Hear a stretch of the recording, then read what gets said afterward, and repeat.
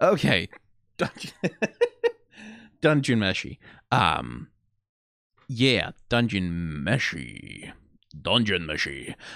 Sorry, I'm a little distracted because my cats are, well, they're in hyper zoomy mode. Hella zoomy.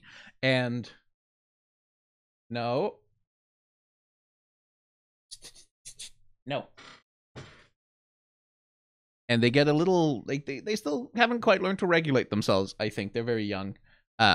And sometimes it escalates into fights that I kind of have to deal with. So if I have to step away for a second, that'll be why. But yes, Meshi Dungeons and Meshi. Welcome to an anime watch along. Which is to say, I'm not going to be playing Dungeon Meshi in full for you on screen here to do my reactions to because of the copyright of the thing that happens. You are going to be playing Dungeon Meshi on your own monitor, using the completely legal means that are available to you in order to do so. I'm sure. And we're going to stay in sync by using the timer that is up here at the top of the screen, and the subtitles that you're going to be able to see up in the top right area of the screen as well. You'll use those to stay in sync with more or less where I am, and I'll give you a countdown before we start, saying 3, 2, 1, play. And whenever I have more to say than what I can sort of get across while the episode is playing back, I'll say 3, 2, 1, pause, and we will both pause together. I will say my piece, and then I'll go 3, 2, 1, go, and then we'll keep going together, right? That's more or less how this stays in sync. Think of it as like a DVD commentary track, except you have to have 2 DVD players in order to play the... It's not convenient, but... it's the best I can do with the resources I have available. Maybe, like, if this channel gets to, like I don't know, 100,000 subscribers or something, I'll hire an editor, and we'll do more traditional reaction style content for you. Please don't feel like that's a goal you have to help me fulfill or anything. This is my chill out, relax, and do whatever the fuck I want channel. But with that out of the way, let's watch Dungeon Meshi episode 17, where things, I am sure, are going to de-escalate in a gentlemanly fashion without anybody getting too mad at anybody else after the revelations at the end of 16. Yeah, that's usually how it goes, right? 3, 2, 1, go. Netflix.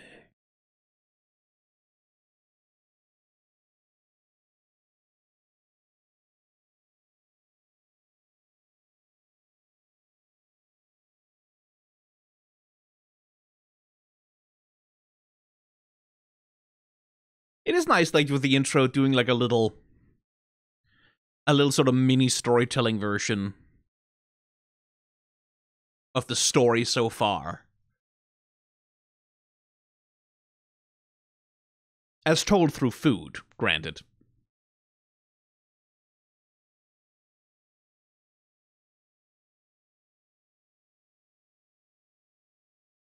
Again, sort of framing it as the party putting together a big meal, right? Like, they're all gathering ingredients for a big meal they want to cook, which contains themselves. Which, again, like, it does tie into the sort of central thing about food, right? Like the way that it brings people together, that it makes a unity out of the disparate, and, like, that's like, yeah. But in a very comedic, lighthearted way.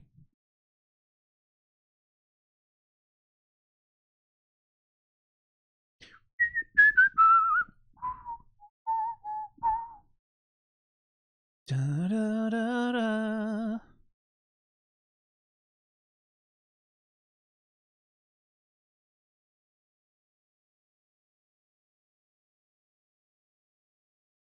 Oh, hello.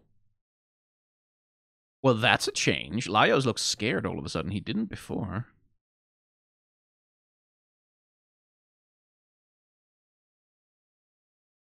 Oh, you don't care.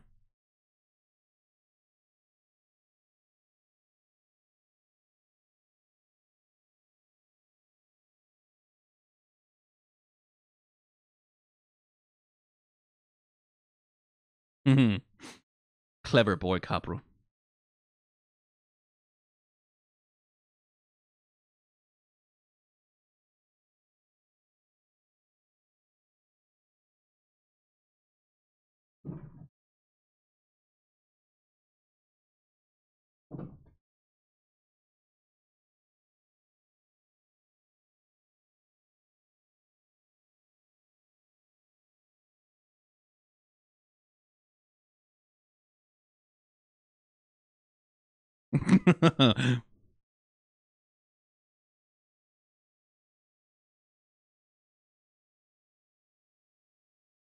I'm sorry, Toshiro, but he's like clear about what's going through his head.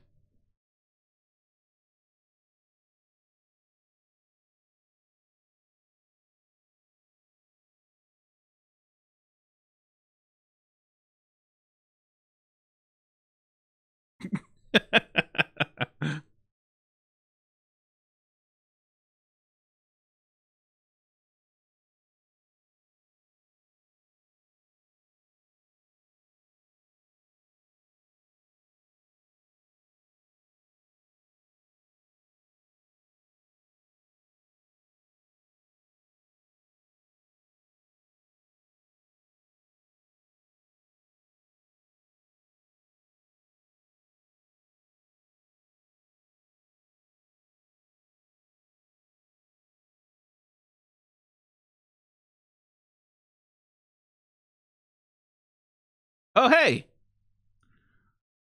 Oh, those are naked biddies.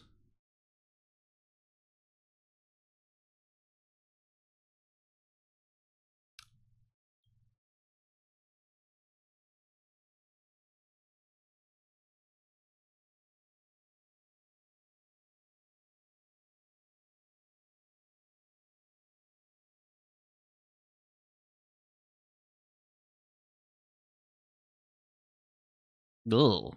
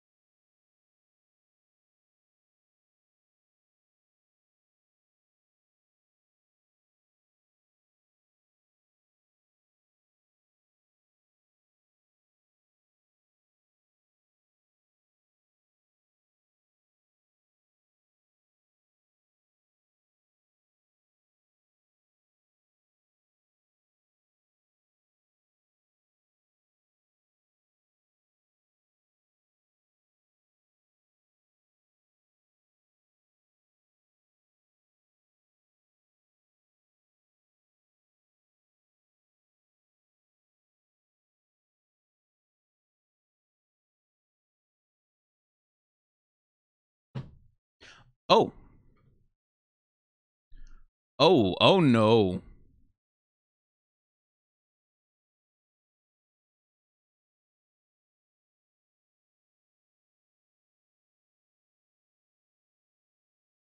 Ooh. Ooh.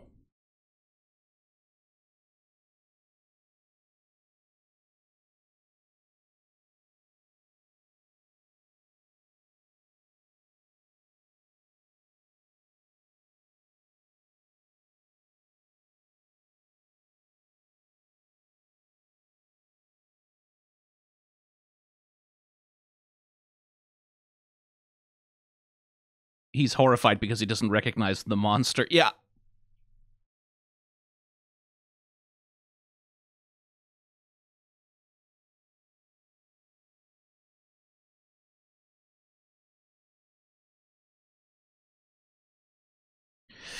Jesus.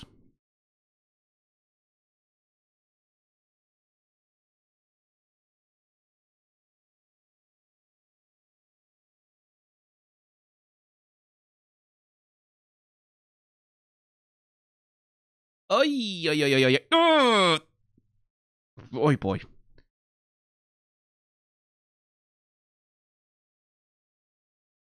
I wouldn't. I really wouldn't.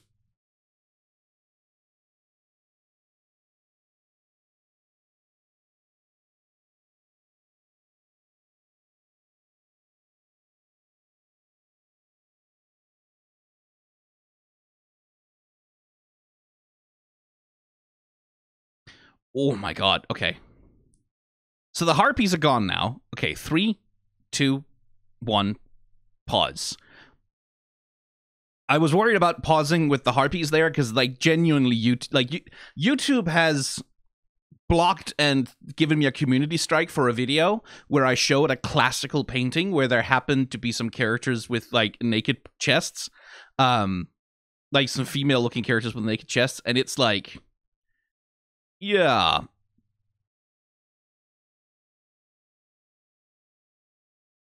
So I have to be a little careful here. Ooh. I do like, you see here, like, this very cartoony exaggeration, right? Like, as she gets crushed in, like, literally her head expands, which is, like, a very sort of cartoon thing to do, but it also communicates the vibe, right? Like, that she's literally being crushed, which is like, ugh. And, like, with, like, the spit out of the mouth is like, ooh, that's grim. And, like, leave it to fucking Laios for his instant, oh, poor woman, reaction to seeing Falin being like, that looks so fucking cool. Laios, not now, boy.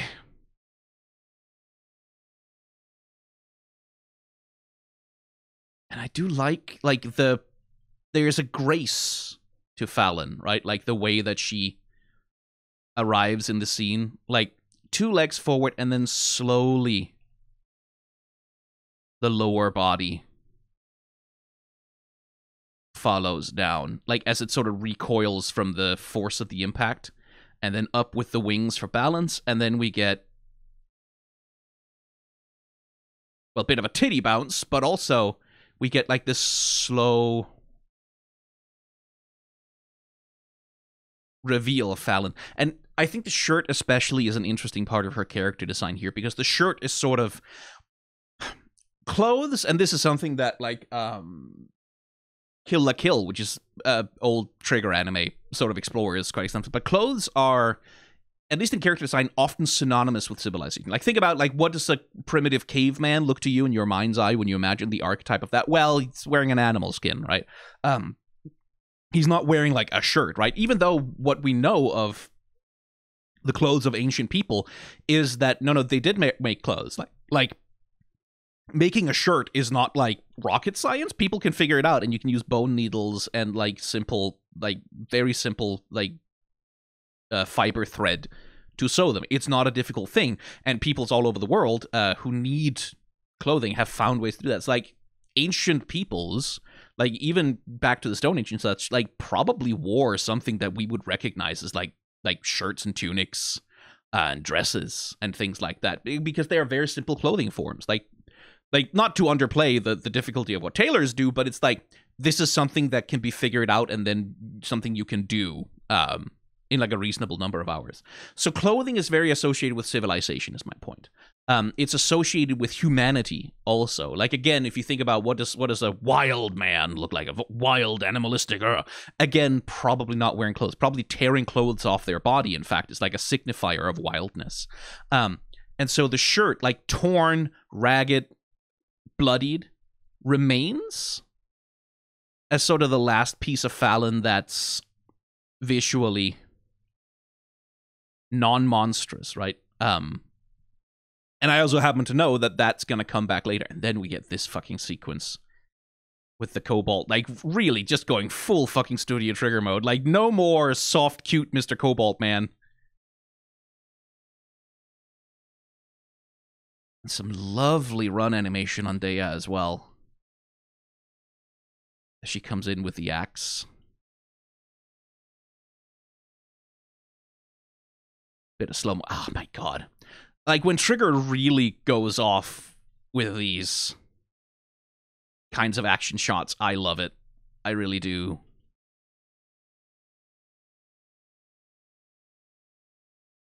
Because this is, like, fully... You'll fully see a shot like this of, like, a blade coming down in fucking Kill la Kill Gurren Lagann. Like, shows of that nature, like, shows that are made in that aesthetic mold, they fully will. And then, like, Falin here with the scream. Also, like, a real classic, like, these extreme movements, right? Like, when we get this little shot up close, then we get, like, this hyper close-up on the scream for a second. And then, like, the arm snapping back. Like, ooh, like, it's really... No, don't do that. It's like, really strongly done. I really like it.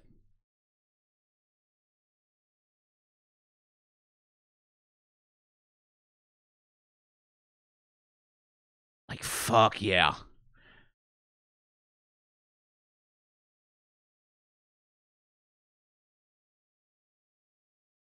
Especially, like, there. Like, this, I fucking loved that motion. When Falin, like, she's about to swing the tail, right?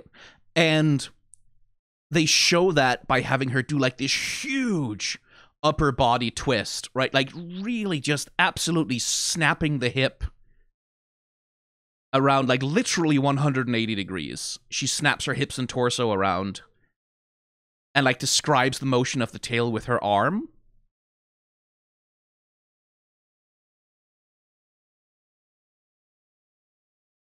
And, like, the way the hair is used to follow the secondary action of that is like, oh, that's nice.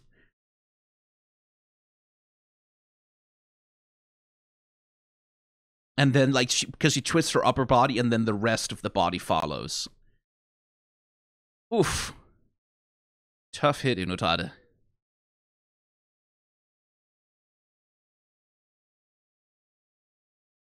Damn, that looks good in motion, though. They really put some fucking juice into this Chimera. I was expecting them to, because it's a big... Oh, one of my cats has spotted a bird. I was expecting them to because it's a big set piece, but, like, still...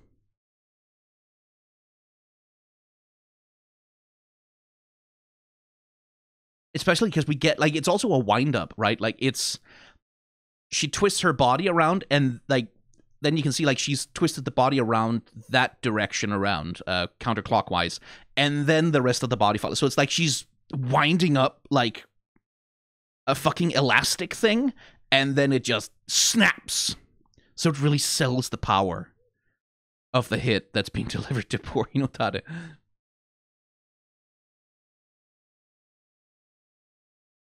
Oof. Okay, 7 minutes 30. Let's go right before the cut switches to Kabru here. 3, 2, 1, go.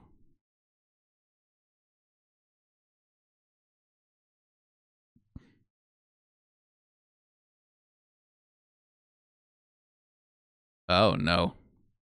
Oh dear. And that, like, impassive expression on Falin as well, as though she's not even really quite understanding what she's doing.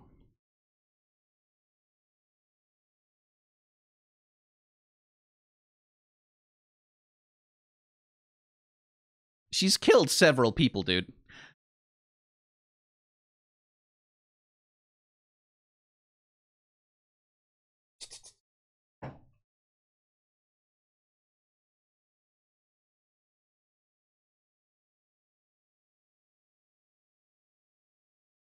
Is it? Because monsters don't usually do that kind of magic, do they? Hi, now I have a cat in my lap.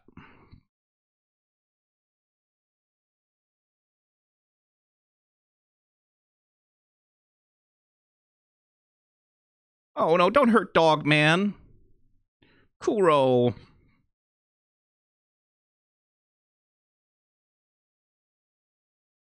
Oi.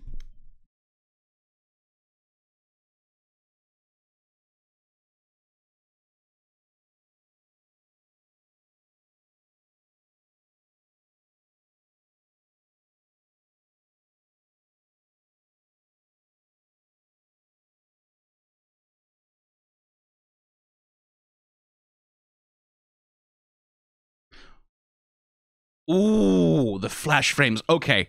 3, 2, 1, pause. Oh, that's classic. Right, like, Falin doesn't even seem to be quite conscious of what she's doing, but, like, the flash frames here, like those. A warning for photosensitive people, by the way. I'm probably going to be moving between some pretty bright contrasts here.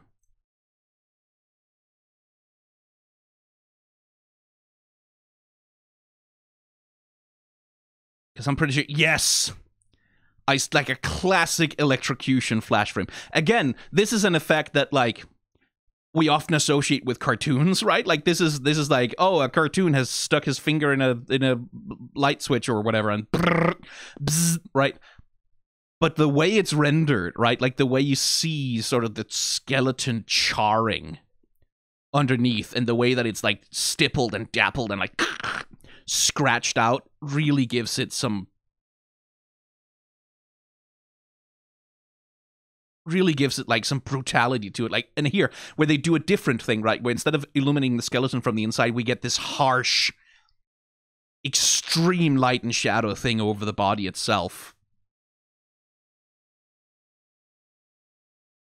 Right, where you can see the shadow shifts from frame to frame.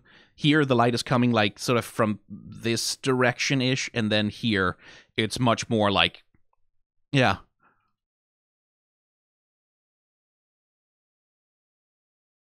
Man, like, those are also just, like, they're doing a really careful... You can still see that they're, like, implying the structure of the hair, the structure of the feathers on the wings, even as they're, like, flashing through these. And it's like...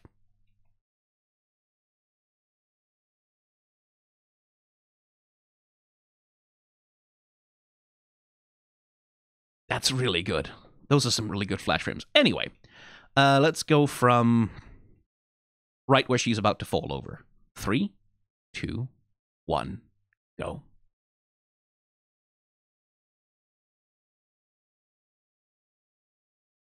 Yeah, Laios.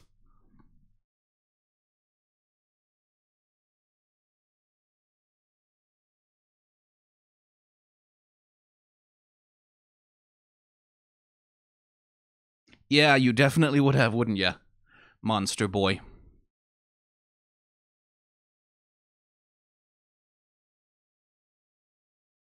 Oh, there's still parts of her left in there.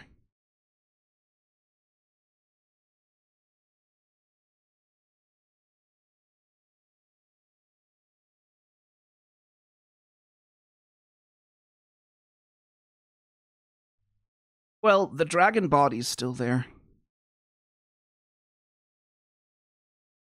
Oh, dear.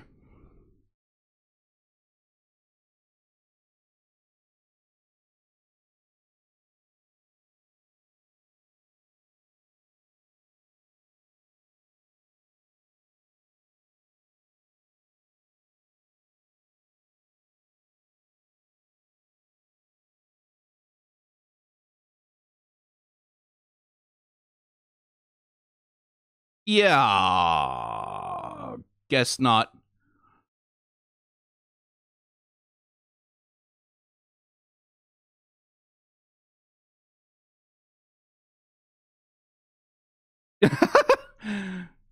A little comedy beat, but like I said, I knew about the shirt beforehand. 3, 2, 1, pause. I'm just gonna... Because that shirt tearing scene... I'm gonna risk the demonetization. Because it is a little bit on the edge, but, like, again, that thing about, like, the clothes as, like, the last vestiges of humanity, the last vestiges of civilization, that she's tearing her way out of it. As she... These two fucking dipshits.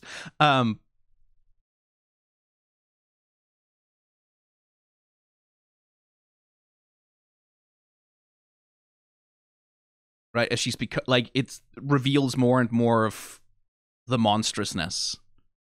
They could have pushed it harder, though. Like, I feel like for Trigger, this is a little bit... Like, I don't mean in terms of the sexualization. In fact, I think maybe I should have... Like, I can't remember how it's portrayed in the manga. Exactly, but I think they could have pushed this a little harder in terms of, like, the wildness and the ripping that's going on. But yeah, like again, that thing about what clothes signify for a character. Anyway, let's start right here at the spell. 3, 2, 1, go.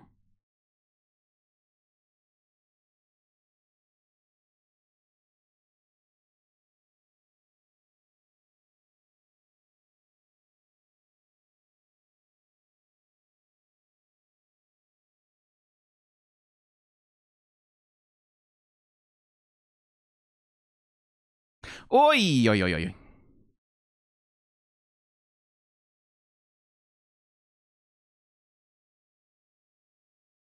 Did the other dwarf survive, I wonder?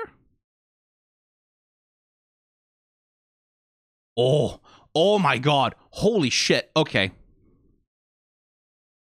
3, 2, 1. Pause. That climbing animation, though. The thing about this shot, by the way, is that I'm not 100% sure if that's the dragon's eye or Falin's. And that's the tension, right? Is that thing about, like, how much of Falin is left here and how much of the dragon, the monster's control, is ruling over her right now. Like, for her, like, being attacked by her brother like that, even in the throes of the monster's control, even in what she's in right now, like, if she has even a shred of her old consciousness left, and she does, we've seen that must have fucking hurt that, like, her party tried to kill her. Her brother turned on her, quite obviously, and yet she makes a pretty clear decision to leave them alive. Right? That's emotionally fucking devastating. That's difficult for the characters to deal with, but that's why it's good. I've always really liked Chimera Falin as an escalation of first part of the story. Like, the first part of the dungeons, like, of the D&D campaign is, we need to rescue this one girl from this one powerful enemy in the dungeon. Go dungeon crawling, beat the boss, revive the girl. And then, like, rather than, okay, that adventure is now over, and then the characters move on to a new adventure with, like, new stakes and new things that are happening, we kind of go, cool, now here are the consequences of you doing that, right? Like, and that's just in terms of, like storytelling and story structure, it sort of marks the dividing line between telling something that is fully, like, episodic in a way that like, a lot of stories are episodic, where, like, like One Piece often does this, actually. Like, whereas, like, the Straw Hats arrive at a place, Alabasta, Drum Island, wherever it may be, and then, oh, here's a situation, here's a villain, here's some side characters who you need to sort of befriend, get another thing, and then they go through the adventure, they beat the villain, they maybe recruit a new Straw Hat every once in a while, they meet some side characters, and it's like, and there's a little bit of sort of teasing world building for the deeper lore and things that'll come back in 20 years when Oda remembers it the next time. Madman that he is. But then, like, the adventure is over, right? Like, after Alabasta, the Alabasta adventure is over, and then we move on to a new adventure that's reestablished with new stakes, like new world building, like new and there's a thread through the whole thing, but it's not like the consequences of one thing, like, immediately transition into another. And One Piece, like, does other things than that also, but, like, it has that very episodic storytelling. This is much more like, no, here are the consequences of the thing you did. And that leads into the next conflict, right? Like, that leads into the next problem that you have to solve, which is the problem, again. Like, now it's not about rescuing Falin anymore, because you don't really think that can be done. Now it's the problem of, like, well, we might have to fucking kill her, right? Like, now it's the problem of, there's an even worse monster loose in the dungeon, and we made it. So now it's up to us to do something about that. And again, as an introduction, in terms of, like, this is the thing about, like, managing stakes, managing tension, managing, like, the level of difficulty that the protagonists are up against, having Falin absolutely fucking wipe, like, 3 D&D parties worth of people, just, like, absolutely snuff them out of existence like that, to sort of establish the power level that, yeah, no, like, the Red Dragon, 4 people could take on the Red Dragon with some creativity and some guts and glory, right? Because the Red Dragon is not very smart. It has access to fire breath and kill you with claws, but that's sort of all it's got, right? Falin here, on the other hand, yeah, like, still kill you with big claws, but also magic and also human level intelligence. Problems that need to be solved, right? Like, that this is an overwhelming threat, which gives you something to build up to, right? Like, it gives you a tension curve to build up to, where, like, this represents, like, this is not quite taking on the Mad Mage level of danger, but it's like, oh, okay, like we have escalated to the next level of threat here. And so the solutions that the party has to find in order to overcome this are going to have to move to the next level as well. Like it's like using threat to sort of drive. Anyway, but the thing I wanted to talk about is this fucking scrambling animation up the wall is like, yeah, the rumbling on the camera is like whatever. But and I do like because she's fleeing, right? Like she's fucking running away here. And she's angry and she's upset and she's wounded. Look how ruffled like the feathers on her are. And look at down from there. Nope. Nope. Nope.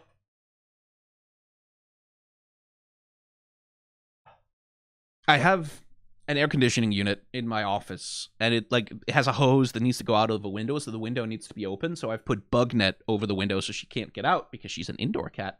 But oh boy, she wants to. Oh, you want to go out, don't you? Yeah. You're not allowed to. No. You've gotten out before. We can't have that again. But you have to stop fucking tearing at the net, you little shit. She can't easily tear it open, but, you know. Anyway, the scrambling. I like that it's this, like, desperate sort of clawing, like, pulling tears out of the wall, just kind of flapping her wings, losing feathers, pushing herself up. Like, it's this desperate scramble to get away. And, like, the muscularity that's rendered on, like, the way that she's integrated into the body, right? It's not a lot of lines that are being used here to sort of indicate, like, the musculature and the twist of where her hips are. It's just, like, a few lines, really, and then just, like, that edge lighting telling you the whole story of the volume of her connection.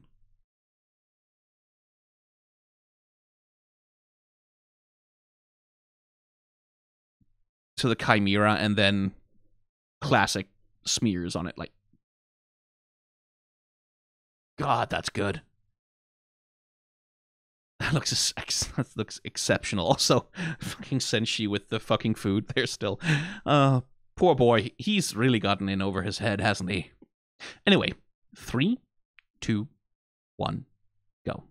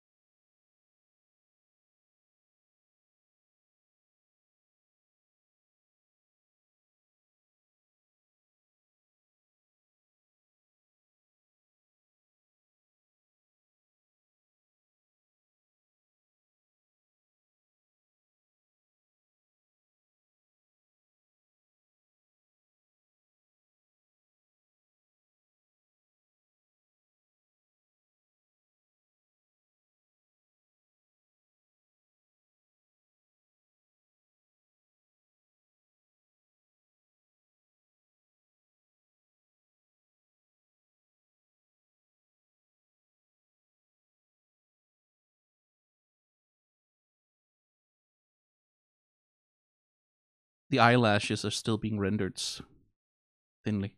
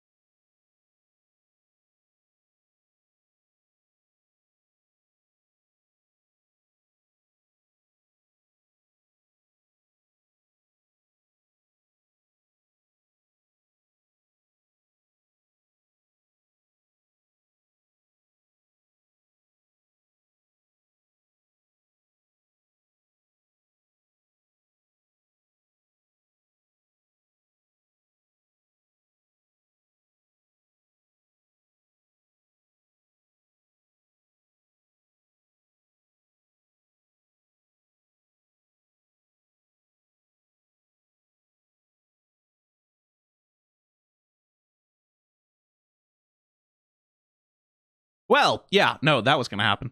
Ooh, good punch.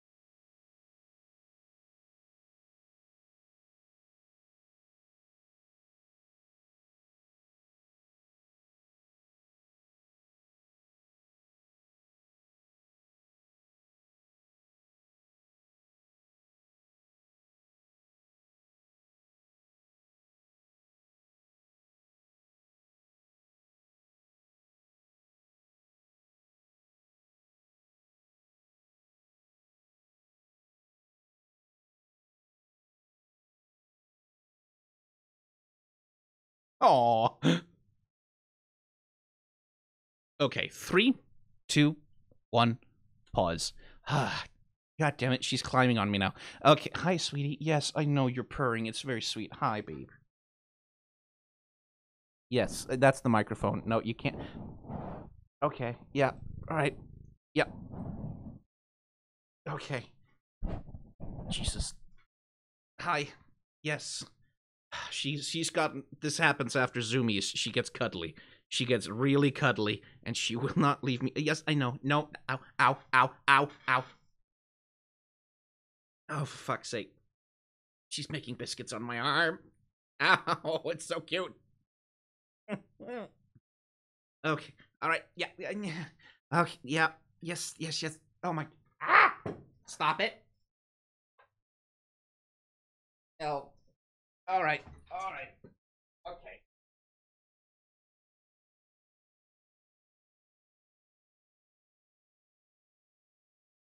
Oh. Take. Kitty.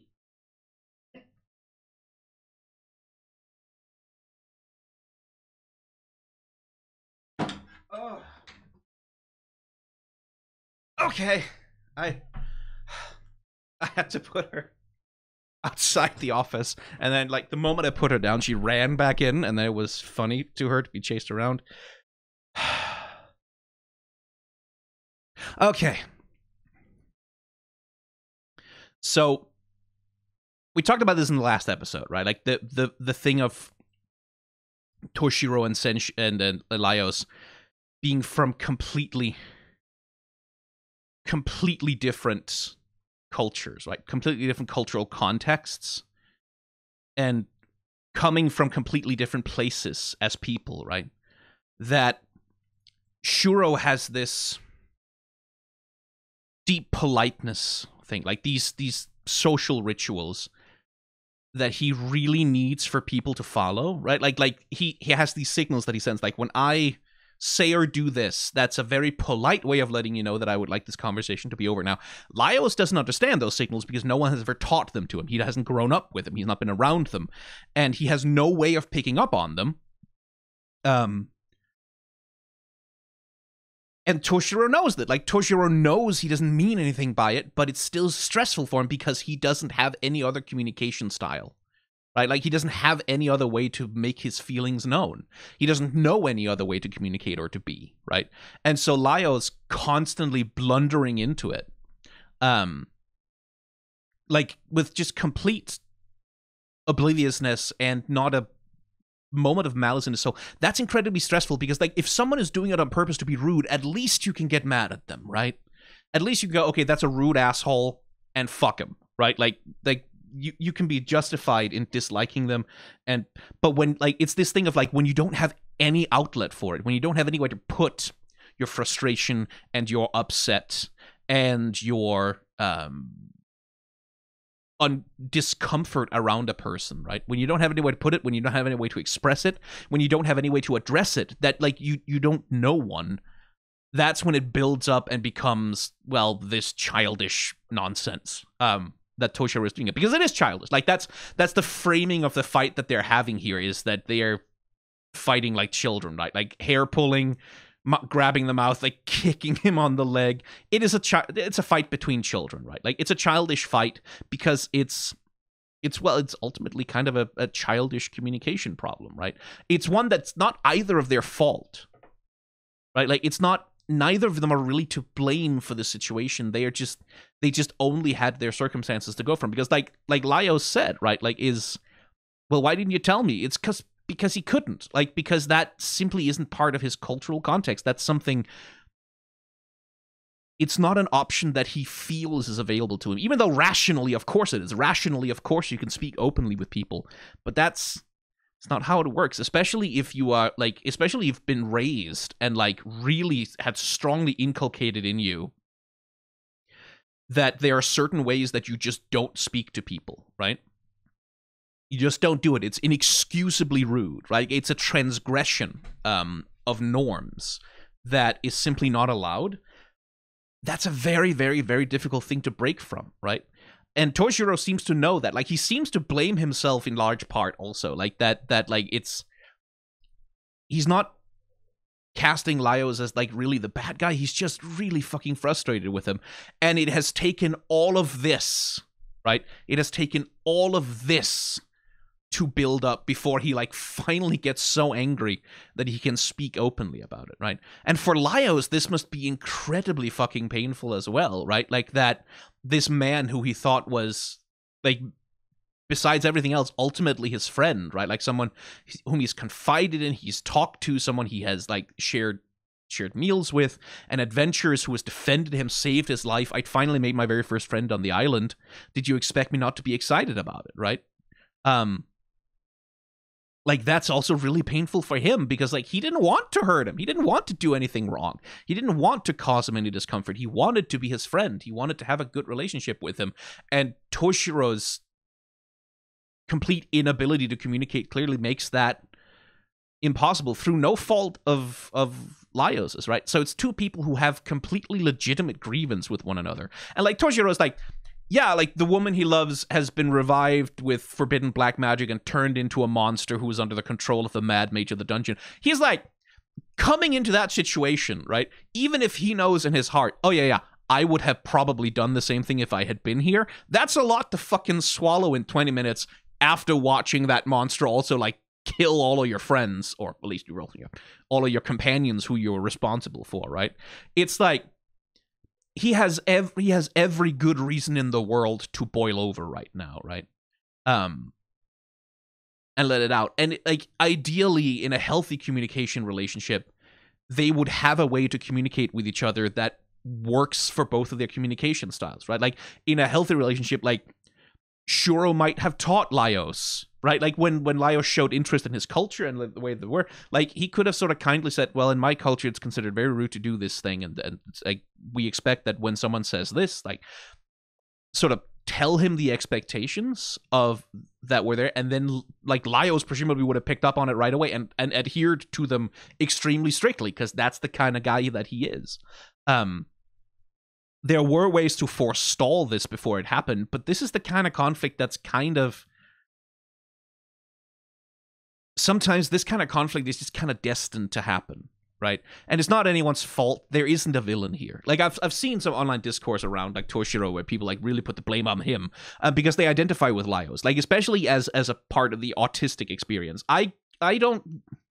Like, I have ADHD. Maybe there's some autism traits in there. I've never been diagnosed, and I've never really particularly identified super closely with like, there's definitely some things, right? There's overlap between ADHD and autism. They're not the same condition. Some people sort of take a little too far, but like there's things in common. I do suffer from what's called RSD, which is rejection sensitivity dysphoria, which is an overdeveloped and very acute sensitivity to being rejected, like to understanding a social situation where you are too much, right? Like where other people are discomforted by you or like annoyed by your presence. And I got that a lot because like whenever I would let loose in a social situation, right, as a kid, whenever I would just like feel very comfortable and show myself off as I truly am, which is to say a fucking kid with ADHD who can't stay on topic for 2 seconds, who jumps incomprehensibly between subjects that seem to have no relation to the point at hand, except that my brain made a lightning connection and all of a sudden got interested in something else, who can't like sit still, keep eye contact, hold a serious conversation for more than a few seconds because something else catches my attention all the time and I keep like flipping the switch.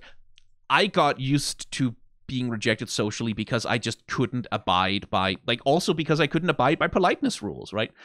When everyone else is sitting down, I want to be standing up. I want to be walking. I want to be moving around. And that kind of nervous energy, like, I understand in a social situation that's like, that can be uncomfortable for other people to have a guy who's like not just sitting down and talking to you, but who's like walking around, going on behind you, like sort of going off on a tangent, pulling out his phone. Like, I can be extremely annoying in my ADHD when I just let it fly. I completely understand that. But I had a lot of experiences all throughout my life of being socially rejected because of it. And so I learned to mask, right? I learned to perform the rituals of polite behavior to the point that it stifled my personality completely. Like, I can be almost nothing as a person in conversation with a stranger for the first time. Like, nothing but nothing but the performance of the social rituals.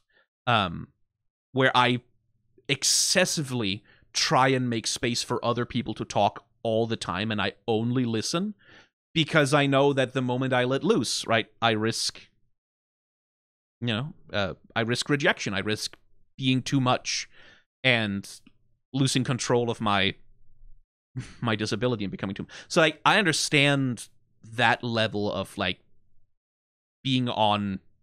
Like, that particular part of the experience of being on the spectrum, I understand. Like, that instinctive sense that you develop that other people are really wish that you would shut the fuck up right now because you've said too much and you've talked for too long, and they feel like you're not respecting their signals to shut the fuck up. They feel like you're not respecting the unspoken and undetectable social rules of when a person is supposed to shut the fuck up, like when it is appropriate to share a story, when it is appropriate to talk, right? That, right?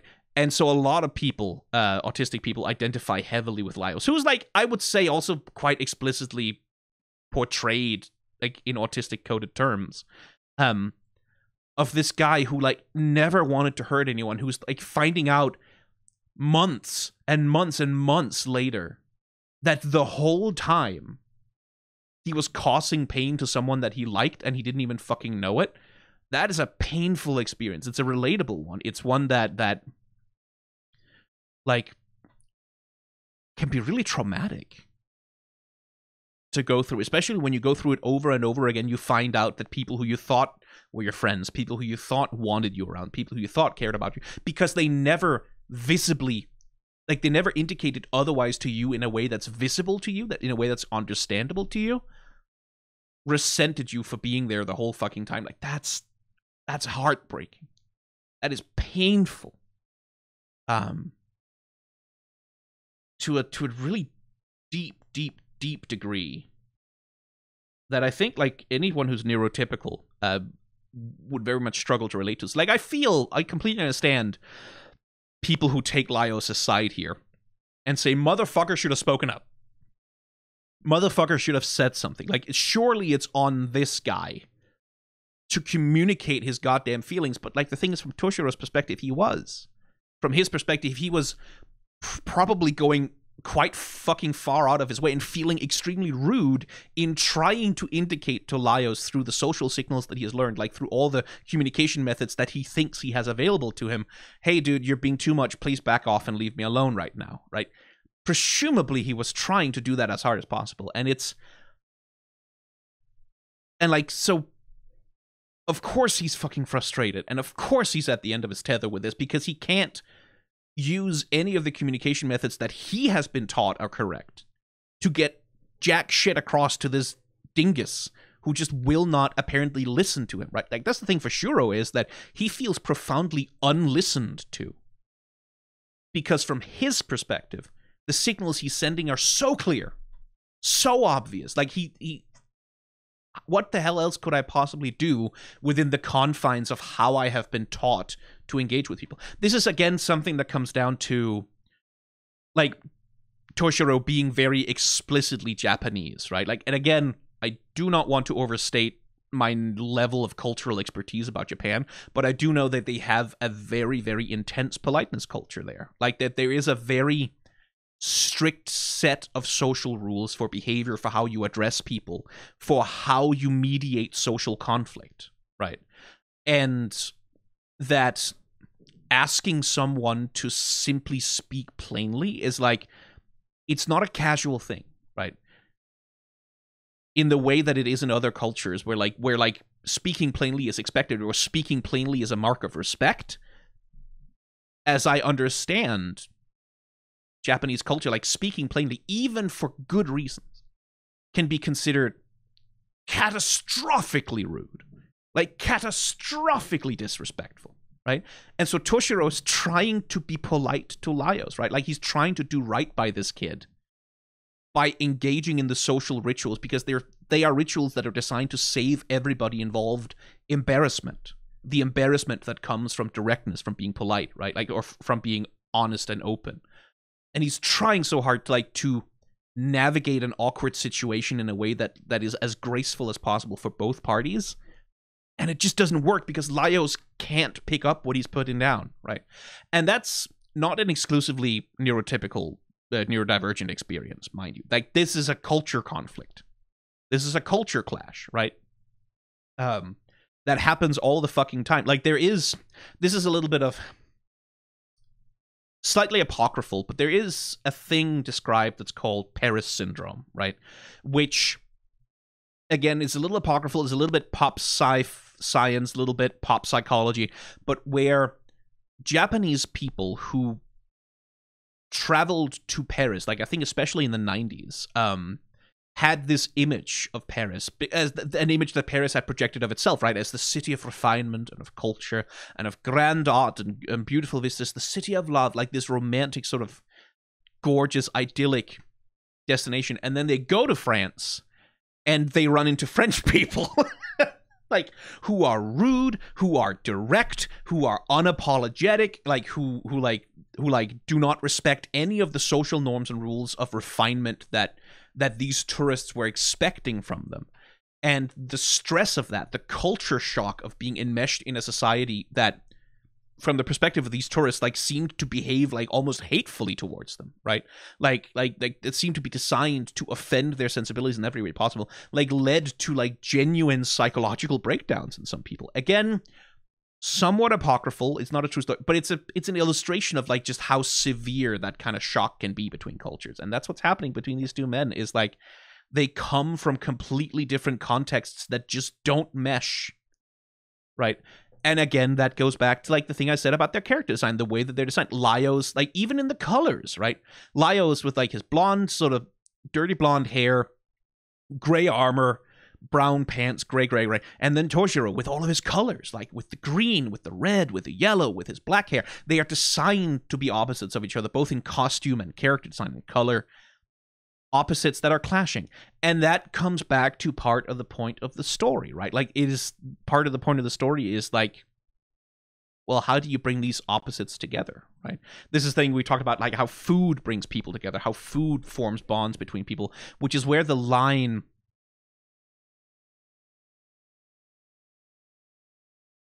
there. You don't ever talk. Hell, you don't even eat. What's the point in you even having a mouth at all, Shuro? Right?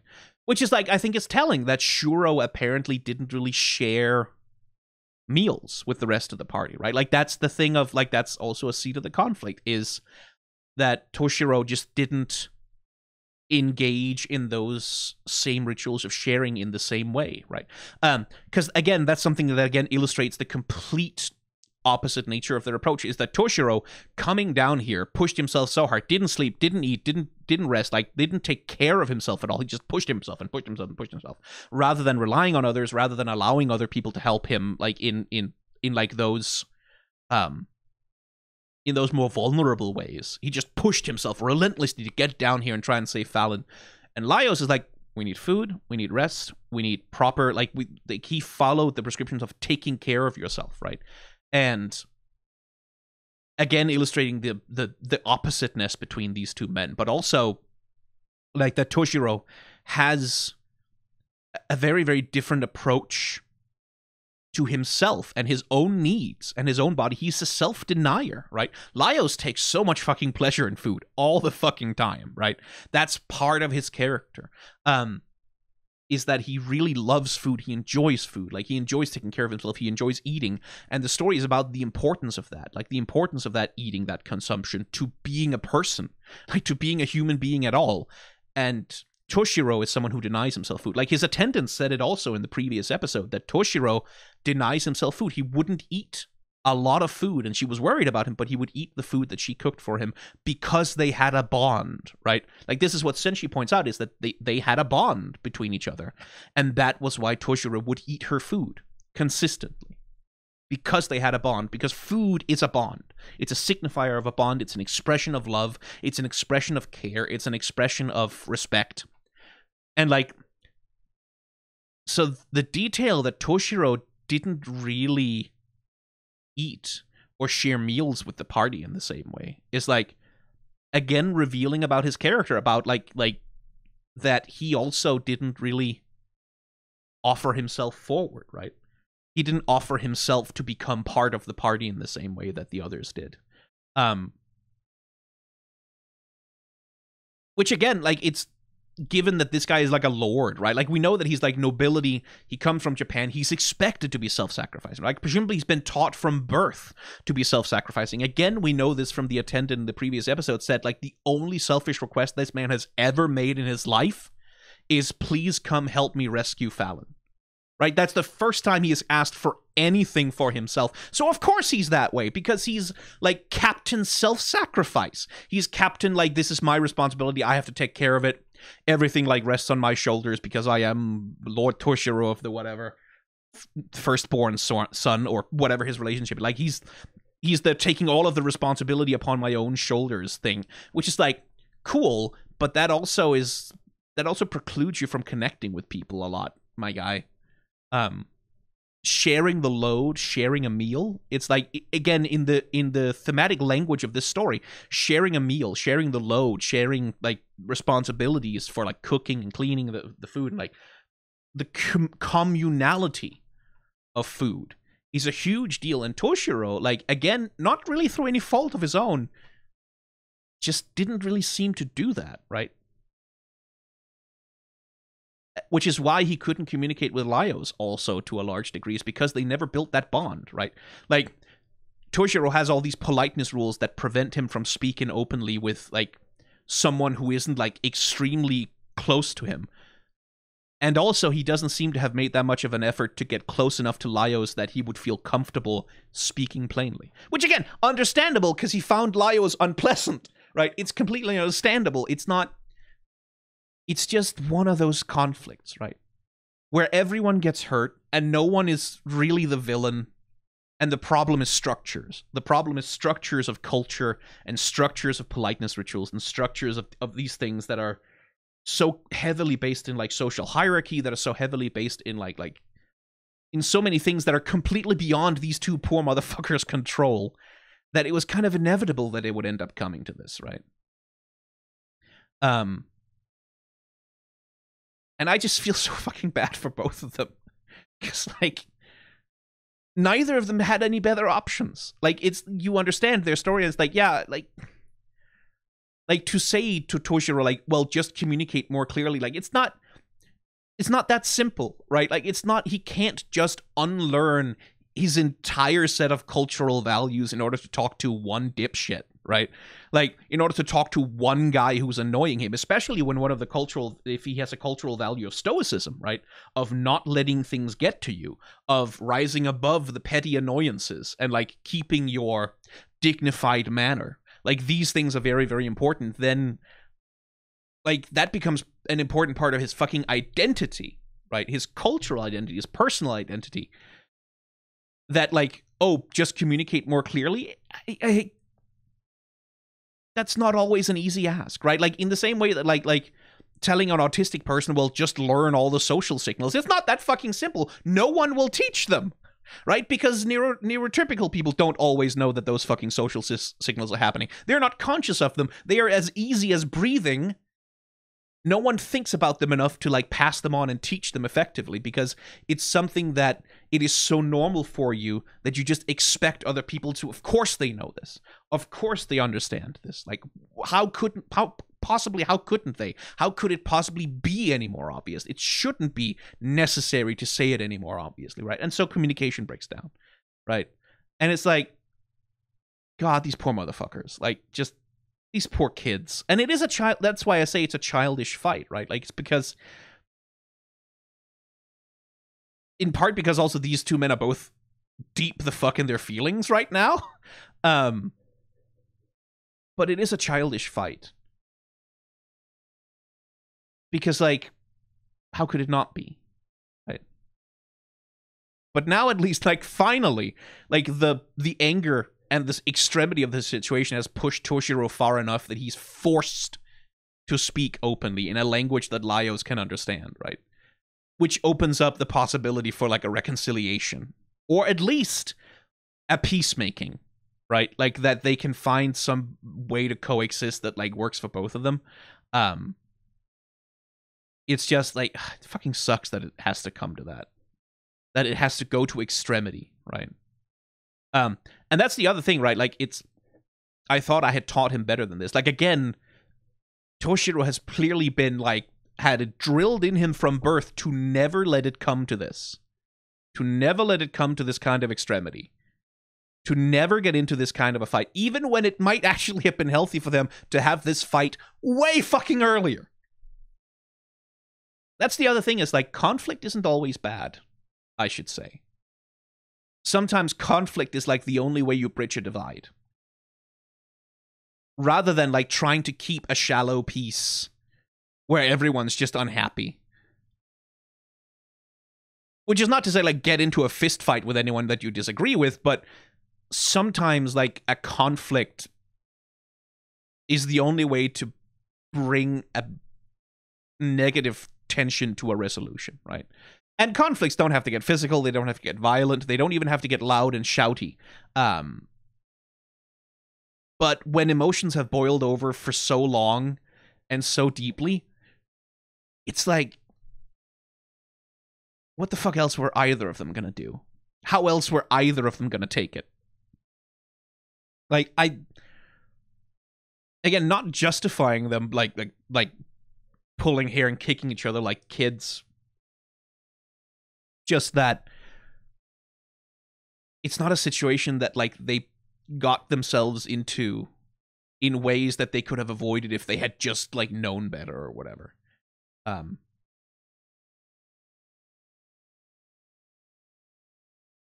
Also, it's very, very cute that, like, when Marcille finally is allowed to cast a spell to help, that she's so happy. Because, again, Marcille, right? Like, Marcille also has this thing of, like, I want to do something to help, right?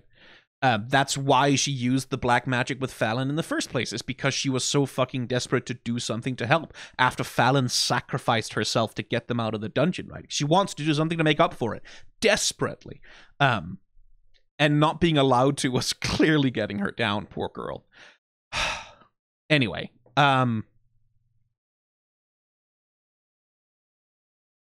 let's go from the start of the montage. 3, 2, 1, go.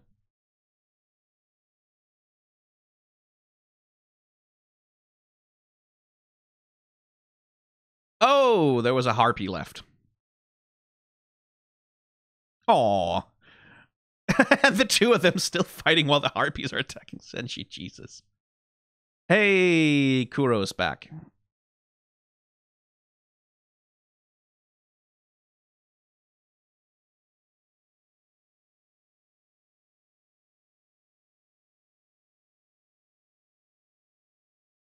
Hey, Senshi. And even still, Laios is trying to also take care of Shuro, right? Eat your food, you dipshit.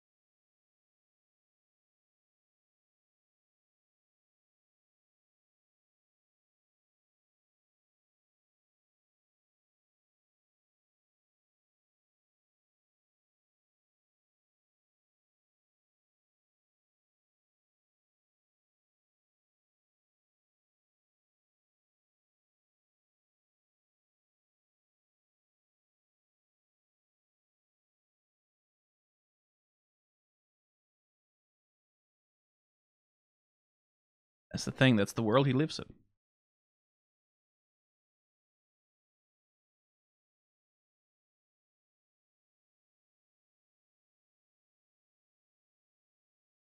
That's the other thing, right? 3, 2, 1, pause.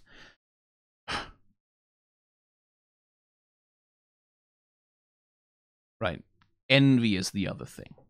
Because, like, imagine being this guy and seeing, like, having been taught your entire life to hold it all back, tamp it all down, don't let it show, don't express your feelings, don't express your emotions, and to run into a dude who just does it. Just like, hey, here's how I'm feeling, here's what I'm interested in, hey, you want to talk? Hi, bye. Like, infuriating and painful, right? Like, that he just gets to live like that? That he just gets to talk to people and have open expressions of his interests and his wants and his desires? That freedom? Painful. Especially when, again, Toshiro is utterly convinced that this is not available to him. And he may be right. Like, within the cultural context that he lives in,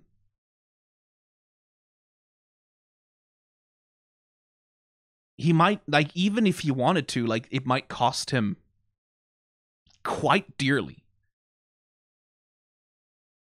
Right? The unfortunate thing is I never told her exactly how I felt. I wish I would have told her sooner, right? Again, that thing about he didn't feel like he had the freedom to be honest with the woman that he was in love with about his feelings, right? That also, like, again, not your fucking fault that Falin wasn't thinking about you romantically then, dude, right? Like, if you're in the friend zone, it's like, yeah, no shit, you're in the friend zone, buddy boy.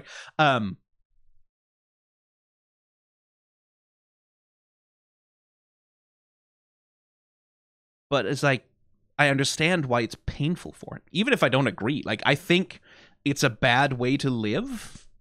Ultimately, like, I think it's toxic and repressive. Which, you know, there's a real danger of falling into cultural chauvinism there, because it's not like Japanese culture doesn't have thousands, tens of thousands of ways to express deep and deeply sincere emotion. It's just, it's different, right? But this particular kind of repression, where like Toshiro clearly feels like he's not really allowed to express his emotions, without like an elaborate 15-step ritual, and like where he ends up having to propose just out of nowhere.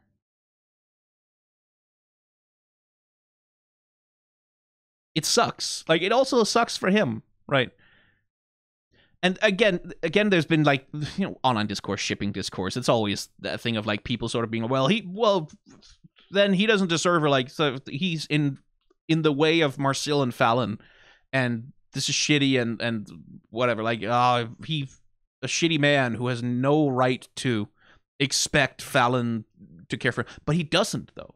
Like, he's completely conscious that he never spoke enough to her. He makes his Hail Mary play just kind of fucking hoping, right? Like, hoping that she has been able to pick up, or maybe that she's developed similar feelings, right? Like, it's a leap of faith from him to propose to her at all.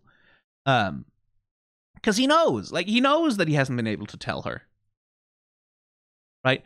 And he seems to love this side of Falin specifically, that Falin is so different and so fascinated with the world,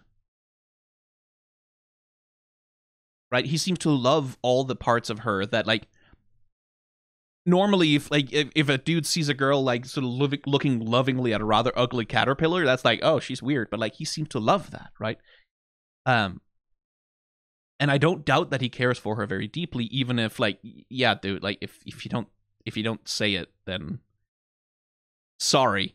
But like, I don't think his proposal had a lot of chance of actually working with Falin, because like, she's like her brother.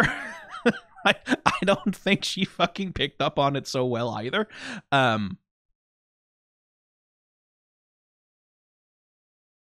It's just tragic, right? It's just tragic, right? Chilchog understands that's kind of just the world he lives in.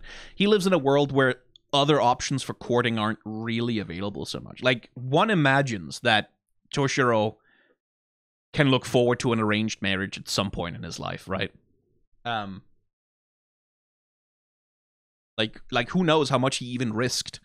Like, if he had brought Falin home and said, "This is my bride," like, who knows the consequences for him of doing something so free-spirited, right? Something so inconsiderate of other people's needs and priorities, like the needs and priorities of his family, right?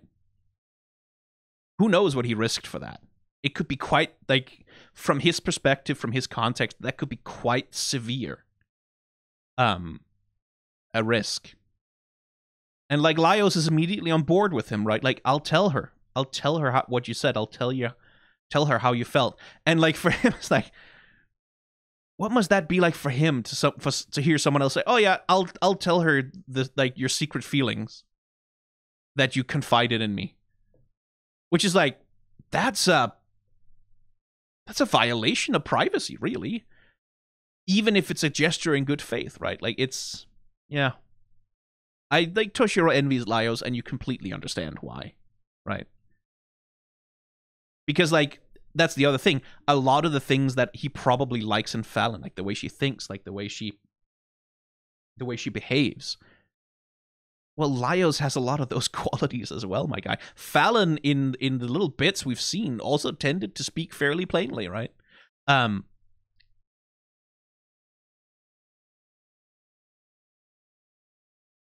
And so like, I don't think it's psychologically implausible at all that like Toshiro sort of sees Laios as an embodiment of the man that he could never be, right? Because like, all the qualities that we love in another can very quickly become lack that we hate in ourselves. That's like a normal thing that happens, is you see a quality that someone else has, and you look back at yourself and you go, I am not like that, and that fucking sucks. I suck. Why aren't I like that? Why can't I be like that? Why can't I do like that? Why can't I behave like that? Why can't I be like them, right? Like this quality that you like, but it becomes this very negative part of your self-image. I can't do these things. I suck, right? I cannot speak openly about my feelings. I really fucking want to, but I can't. I'm weak, right? Even though, like, again, there's some fucking pressures on when, where, and how exactly you express yourself that apply to Toshiro that don't apply to Laios, right? It's a normal thing. And Laios, too. Like, Laios also, like, multiple times, like, clearly sees in Toshiro some qualities that he feels that he lacks in himself, right? Like, Toshiro is an exceptional warrior, right? Like really, we saw his power level, like the things that he was able to take down kind of casually. He's exceptionally dedicated. He's exceptionally cool-headed and level-headed. He's exceptionally wise. He's probably a pretty good fucking leader, too. So, like, I can fully imagine, like, Laios looking at Toshiro and feeling kind of bad about, like, all of the qualities that he possessed that aren't there, right? They should be the best friends in the whole fucking world. That's the tragedy. Because they have so much to offer each other. They have so much to complement each other with. So many things to teach each other. They should be the best friends in the fucking world. They should be bros. They should be, like, tight as fuck. They should be boyfriends. They should be, right? That's the tragedy, is that they have so much to offer each other. But what's holding them apart is, like, things that are deeply outside of their control. Yeah, it's tragic. It really is. Anyway, that one ninja who just sort of vanished, I'm sure that'll be fine. Don't worry about it. 3, 2, 1, go.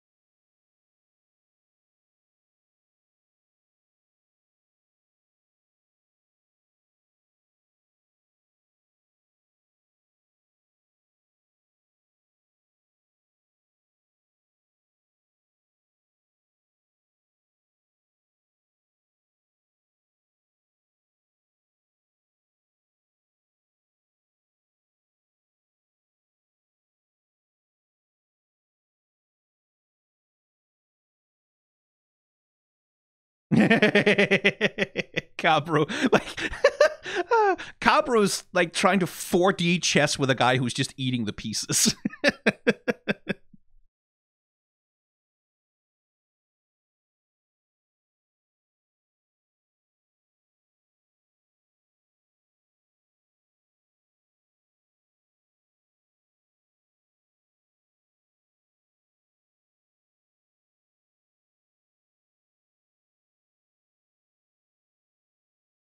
Oh, Cabro, you dug the grave for yourself.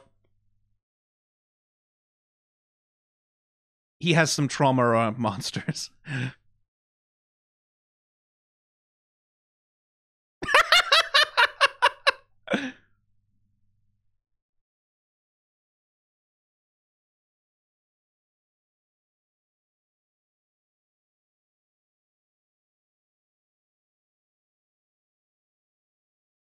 Oh, Cabro.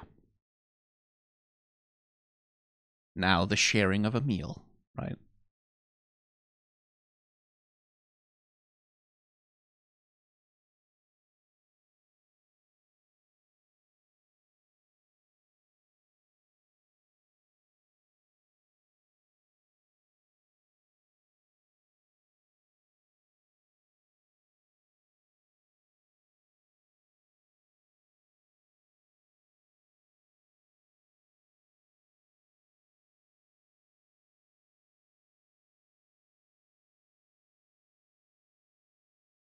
reconciliation, right?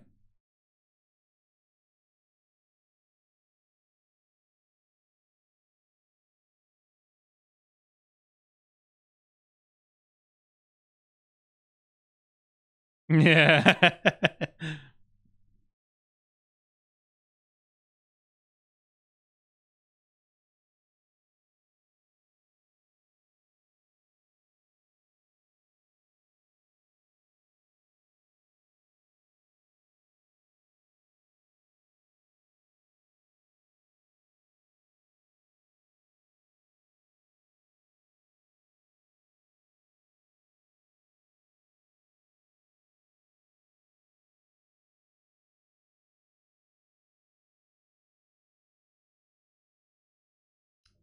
This is such a good fucking anime. This is such a good fucking story. It's such a good fucking story. But again, like, the conflict allows for the possibility of the reconciliation, right? Like, I don't think Toshiro would have offered the bell if they hadn't had that earnest talk, right? And also it happens, again, conspicuously after the sharing of a meal, right? Because, again, the way meals are used in the story, in the narrative, is as signifiers of, right, of reconciliation, of coming together, of becoming part of one another in some small way. Yeah,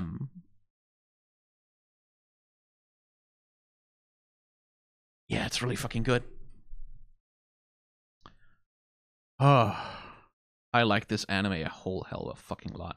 I really appreciated the time to leave, and then, like, as he just keeps talking, like the little finger, dig impatience. Kabru. Kabru is also a fun character. Like, I've seen people sort of describe it as, like, Laios is autistic about monsters, and Kabru is autistic about people, right? Like, that he's sort of... I don't know that I would read him as neurodivergent in that way necessarily. So much as... like, he also presents like a mirror to Laios, in the same way that, like, Toshiro does, represents like a mirror, an opposite to Laios, but more specifically in the sense that he has actual ambitions to become Lord of the Dungeon. He has actual ambitions to, like, seal this thing away. He has actual ambitions down here, whereas Laios really doesn't. He has goals, right?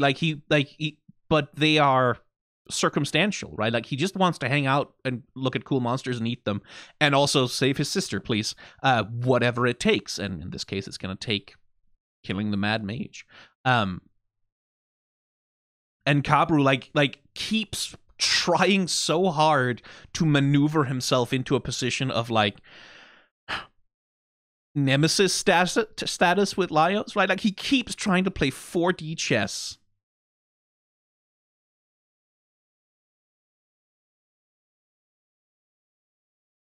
with him. He keeps trying to read him, right? Like, is this knowledge his weapon? Like, yeah, it has been, but that's not why he has it. He has it because he just earnestly loves monsters, right? Like, he has it because he earnestly loves these creatures. He says he'll defeat the Mad Mage, right?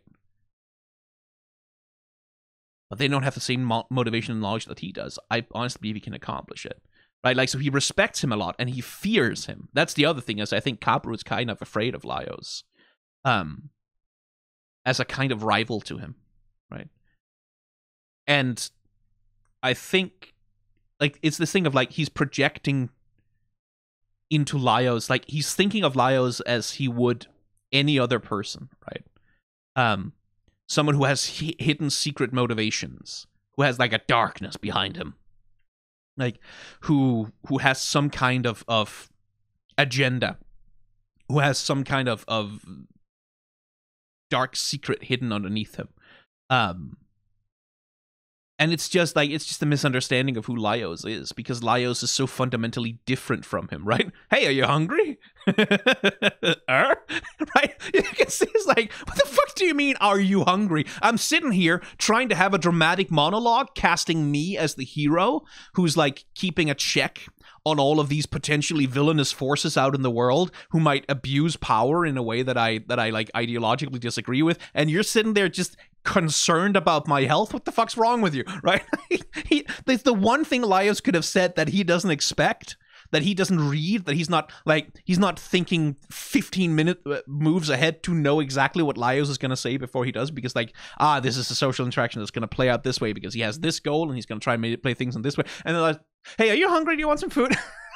It's like, God, I have no idea how to respond to this level of earnestness, which I just think is very fucking funny. 4D chess with a guy who's playing checkers and eating the pieces. Because, like, hey, what if one of them is tasty, right? What if it goes well with a fucking harpy omelette?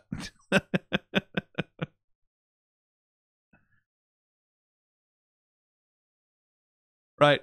Oh, it's made from harpy eggs. It's like, oh, shit, tits. I can't actually show that. Please don't demonetize me, YouTube. It's literally just cartoon titties. Am I going to have to edit this fucking thing? And poor Kabru, like, with all of his monster-related trauma.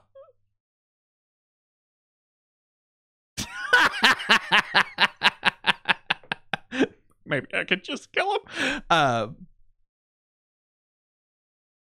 Oh, this poor stupid boy.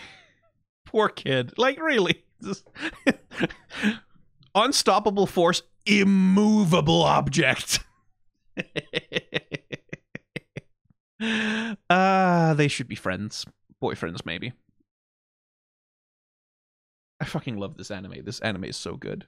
This story is so good. Read Dungeon Meshi as well. Ryuko Kui's art is fantastic in that whole fucking manga, and it gets god tier near the end. I promise you. Oh, I like Dungeon Meshi a lot. Anyway, bye.